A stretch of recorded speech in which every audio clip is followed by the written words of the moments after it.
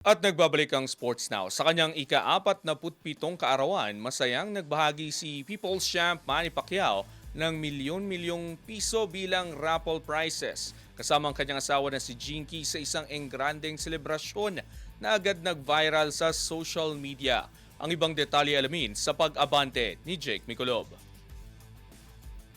Malayang umikot ang salapi sa pagdiriwang ng 47th birthday ni People's Champ Manny Pacquiao kung saan milyon-milyong piso ang ipinamigay bilang raffle prizes sa engrandeng salo-salong inorganisa ng dating world champion at ng kanyang asawa na si Jinky Pacquiao. Mabilis na nag-viral sa social media ang selebrasyon matapos kumalat ang mga video na nagpapakitang naglalabas si Jinky ng mga bungkos na tig 1,000 pesos na pera mula sa kanyang Hermes bag at ito ay ipinamahagi bilang raffle prizes sa mga panauhin ng okasyon. Bukod sa mag-asawang Pacquiao, nagdagdag din ng cash prizes si dating Ilocos Sur Governor at matagal ng kaibigan ni Manny na si Luis Chavit Singson ayon sa ulat ng Abante Tonight. Sa gitna ng programa, inanunsyo ni Singson ang kanyang kontribusyon sa raffle na nagdulot ng kasiyahan sa mga dumalo. Idinagdag pa ni Singson ang karagdagang 400,000 pesos matapos umanong makita ang naturang halaga sa kanyang bag na agad niyang sinama sa mga ipinamimigay na premyo sa selebrasyon. Patuloy na kumakalat online ang mga video ng pamimigay ng salapi at ang engranding selebrasyon na nagbunsod ng sari-saring reaksyon mula sa netizens at muling nagbigay liwanag sa marangyang pamumuhay ng pamilya Pacquiao. Ako si Jake Miculob, Abante Sports,